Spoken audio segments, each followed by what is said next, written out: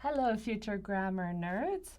Now I'm going to talk about redundancy because not repeating yourself when you write, redundancy is a very good way to make your writing more concise, to say more in fewer words, and to say it more clearly. So, for example, sometimes I receive a student's paper that has a sentence like this.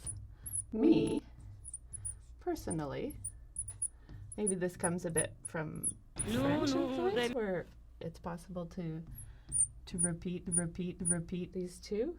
Me personally, I think that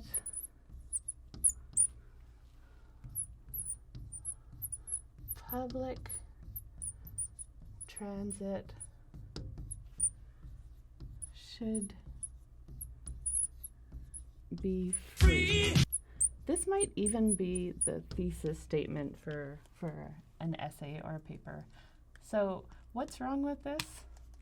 Well, since the person is writing the paper, we already understand that they're going to be writing what they think.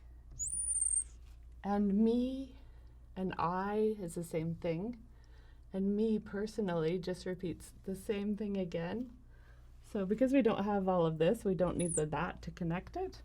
So a much better thesis statement would be to simply say your main point and cut out all this chattiness beforehand. So if you're writing with extra chatter, you're probably just doing that to help yourself write. Go back after and cross out all those extra bits. The next type of redundancy that I'll talk about is called tautology.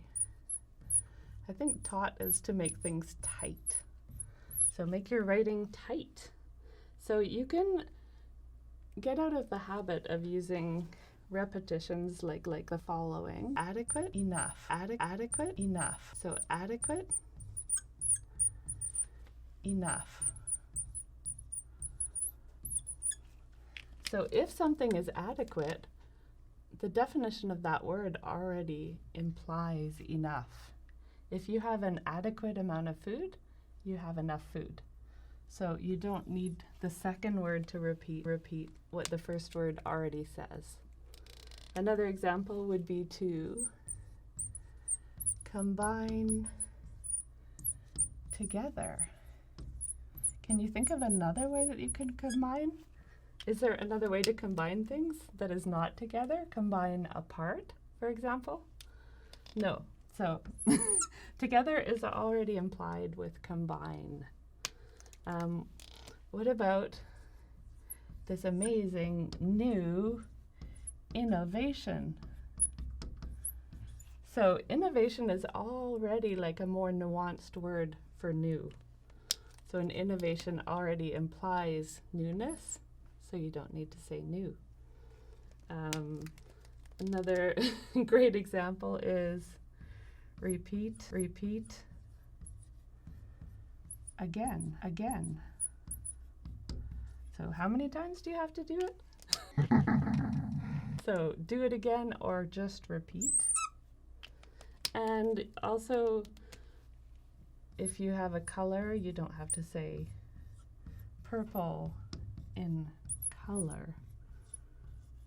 The bishop's sweatshirt was purple in color.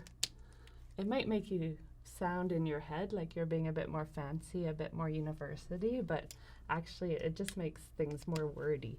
So just stick with the simpler possibility and avoid repeating yourself. And avoid repeating yourself. And avoid repeating yourself. And avoid repeating yourself. That's all for now. Later, grammar nerds.